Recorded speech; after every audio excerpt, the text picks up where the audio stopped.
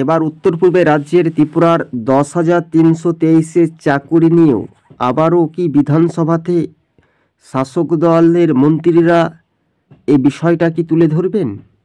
মুখ্যমন্ত্রীর আশ্বাস কতটুকু শেষ পর্যন্ত সাহস জুগিয়ে আত্মরক্ষার সঙ্গে 10,323 শিক্ষক শিক্ষিকাদের একটু আহারের ব্যবস্থা হবে, এই নিয়ে রাজনৈতিক মহলে সব কল্পনার অবসান ঘটিয়ে বিরোধী বা শাসক দলের বিধায়করা এটা নিয়ে গুরুত্বপূর্ণ বিষয়টা খতিয়ে দেখার আশ্বাস দেখছেন। এমনকি যেসব দুর্ঘটনা থেকে যেসব ঘটনাগুলি ঘটে সেটা কিন্তু রিপোর্ট জমা পেশ হয়েছে বিধানসভায় মুখ্যমন্ত্রী ডক্টর মানিক সাহার কাছে। আপনারা দেখছেন সবুজবঙ্গ নিউজ, খুব গুরুত্বপূর্ণ বিষয়। হ্যাঁ, বাস্তবে এই রূপরেখা মানচিত্রগুলো কোন দিকে দোরগোড়ায় এগিয়ে যাবে বা কাদের প্রভাব শক্তি বৃদ্ধি পাবে তাদের পুরোপুরি একটা নির্ভরশীল হতে পারে।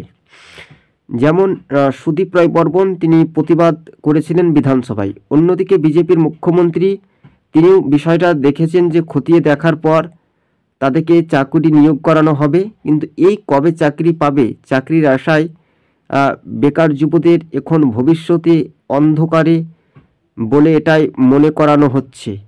রাজনৈতিক সমীকরণের মানচিত্র রূপরেখা আগামী কোন পথে এগিয়ে যাওয়ার একটা সম্ভাবনা বেশি থাকবে সেটা এখন দেখার বিষয় তো রয়েছে স্বাভাবিকভাবে, আর কিছু বলার নেই। কিন্তু রাজনৈতিক সমীকরণের মানচিত্র শীতকালীন অধিবেশন পবিত্র বিধানসভায়, অর্থাৎ যদি আমরা দেখি 59 জন বিধায়ক বর্তমানে রয়েছেন, রামনগরের এক বিধায়ক মৃত্যুর কারণে বিধানসভা একটা আসন ফাঁকা হয়। সেই ক্ষেত্রে প্রত্যেক 59 জন বিধায়ক তারা কি একমত হতে পারবেন? যদি হয়ে থাকেন তাহলে মানুষের অভাব অভিযোগ আর ঘটবে না।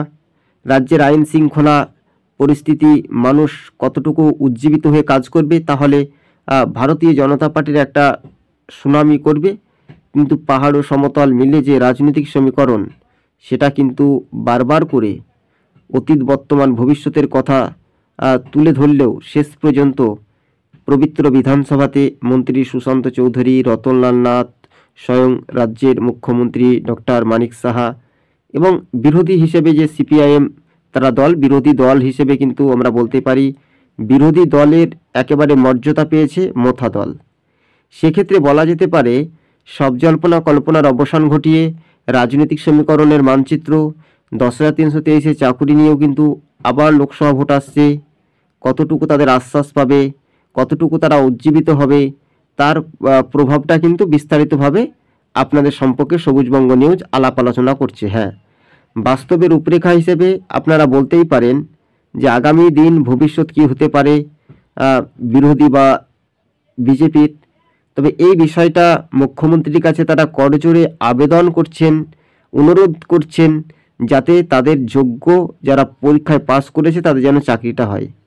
রাজ্যের যিনি মন্ত্রী রয়েছেন অর্থাৎ কেন্দ্রীয় প্রতিমন্ত্রী প্রতিমা ভৌমিক, তিনি রাজ্যের পশ্চিম ত্রিপুরার সাংসদ। এই বিষয়টা খতিয়ে দেখার একটু আশ্বাস রাখছে জনগণ। শেষ পর্যন্ত বিধানসভায় এই বিষয়গুলি যদি তুলে ধরানো হয়, কথায় কাজ হচ্ছে না হচ্ছে, প্রশাসন সেটা সঠিক মর্যাদা যদি দেখাশোনা করে, তাহলে উত্তর পূর্বের রাজ্যে আর মানুষের অভাব অভিযোগ কিছু ঘটবে না বা হবে না। স্বাভাবিকভাবে বিজেপির মন্ত্রীরা কিন্তু অনেক সময় বিশেষ করে তাদের যে প্রতিশ্রুতি দিয়েছিলেন সেই প্রতিশ্রুতি যদি পূর্ণ হয় তাহলে ভারতীয় জনতা পার্টি আরও ভালো ফলাফল করবে, তাদের কেউ হারাতেও পারবে না স্বাভাবিকভাবে। এটাই যদি না হয় তাহলে মানুষ কোনো নেতার ওপর বিশ্বাস করতে পারবে না। সে বিজেপি হতে পারে, সে কংগ্রেস হতে পারে, সে সিপিএম হতে পারে, সে অন্যান্য দল হতে পারে। কেননা মানুষের যে একটা আশঙ্কা, মানুষের যে অভাব অভিযোগ, 10,323 চাকুরি, এটাই তো বিধানসভা একটা পার্লামেন্টে উঠবে প্রশ্ন। সকলের একটা মতাবেগ থাকে যে এবার মনে হয় যে চাকরিটা পাবে, তাদের বাবা মা একটু হলে আহারের ব্যবস্থা, তাদের সন্তানদের লেখাপড়া আরও শিখিয়ে জোগাড় করবে, মানুষের মতো মানুষ করবে। কিন্তু এবার বিধানসভায় যে বিধানসভা 2023-এ বিজেপি দ্বিতীয়বার ক্ষমতা এসেছে, 2018 থেকে একটা আমরা বলতে পারি যে 10 বছর এবার বিজেপি সরকার ত্রিপুরাতে চলছে, অর্থাৎ 5 বছর পূর্ণ হয়েছে। এবার 2024 24, 25, 26, 27, 28, আবারও 28-এ বিধানসভা নির্বাচন। তাহলে এবার দেখা যাচ্ছে যে রাজনৈতিক সমীকরণ 1 দশক ধরে যারা বামেরা ক্ষমতায় ছিল তাদেরও বিরুদ্ধে কিন্তু একটা সমালোচনা করছেন বিজেপির মন্ত্রীরা। তবে শেষ পর্যন্ত এই বিষয়টা কেন খতিয়ে দেখছে না বিধানসভা পরিষদ, শিক্ষা পরিষদ, এটাই তো একটা দেখার একটা বিষয় রয়েছে। বিজেপির সমস্ত সব কিছু ক্ষমতার পরেও মানুষের একটু আহারের ব্যবস্থা করুন, এটাই একটা রাজনৈতিক মহলে সমালোচনা তো ঝড় উঠবেই, সমীকরণ তো বইবেই। বিশেষ করে রাজনৈতিক সমীকরণের মানচিত্রগুলো কতটা উজ্জীবিত হবে তার প্রভাব কিন্তু দেখার একটা বিষয় রয়েছে। এবার আপনাদের প্রশ্ন, আগামী যে লোকসভা ভোট আসছে সেই ভোটের প্রভাব কি উত্তর পূর্বের রাজ্যের অর্থাৎ চাকুরি আশায় সেটা কি ঘটবে? না, আসলে কিন্তু তা ঘটবে না। বিজেপির দিকেই মানুষ রয়েছে, মানে বর্তমানে তারা ক্ষমতাশালী দল, বর্তমানে তাদের প্রভাব শক্তি বৃদ্ধি বেশি। সেই ক্ষেত্রে তাদের একটা শক্তি সাহস কিন্তু পাচ্ছে বিজেপির কর্মী সমর্থক বা যে কোনো দল বলেন, তারা প্রত্যেকে একটা বুক ভরার স্বপ্ন দিয়েছিল যে এবার মনে হয় চাকরি পাবে, বিজেপি ক্ষমতা এসেছে। বিজেপির মণ্ডল নেতা বা প্রেসিডেন্ট যারা নেতৃত্ব তারা একটা ভালো স্বপ্ন দেখেছে যে এবার চাকরি পাবে বা তাদেরও পরিবারের ছেলে মেয়ে চাকরি হবে। কিন্তু এটা একটা দুর্ভাগ্যজনক যে রাজ্যের মানুষ যদি বেঁচে থাকার তাগিদে যদি লড়াই যদি করে হেঁটে যায়, লড়াইয়ের অর্থাৎ লড়াই বলতে আমরা 10-323-এর শিক্ষক শিক্ষিকাদের পাশে থাকার একটু আশ্বাস পাচ্ছি তো না পাই না, সেটা কিন্তু পুরোপুরি বিজেপি সরকারের ওপর নির্ভরশীল করবে। আর যদি তা না হয় তাহলে আগামী দিন কোন পথে এগিয়ে যাবে ত্রিপুরা, এটা এখন দেখার বিষয় রয়েছে। তাছাড়া প্রত্যেক রাজনৈতিক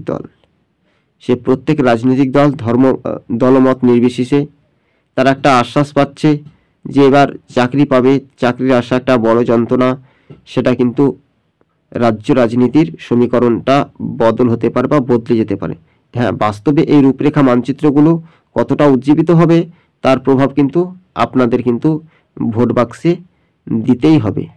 কেননা ভোটের সময় ভোট আসে নানান অজুহাত, সে শাসক দল হতে পারে, সে বিরোধী দল হতে পারে, তারা প্রত্যেকেই ভোট চলে এলো, ভোটের পর আর গ্রামে বা শহরে মানুষজনদের সঙ্গে তো বিধায়ক দেখা করবে না। সেক্ষেত্রে প্রত্যেক রাজনৈতিক দলের এই সমীকরণ বা মানসিকতাটা রয়েছে। তাহলে বিশেষ করে আপনারা বুঝতে পারলেন যে 10,323 চাকুরি বা বিভিন্ন ইস্যু, বেকার যুবরা যাতে কাজ পায়, সেই জন্য তো একটা মতাবেগ অনুসারে সরাসরি কিন্তু প্রশ্ন করছেন যে শিক্ষক শিক্ষিকারা তারা আর কতদিন পর্যন্ত এই সংসার চলবে, সুখ শান্তি সমৃদ্ধি কতদিন ঘটবে এই সুখ অভাব অভিযোগ। 10,323 চাকুরি নিয়ে বিধানসভায় প্রশ্ন উঠবে তো।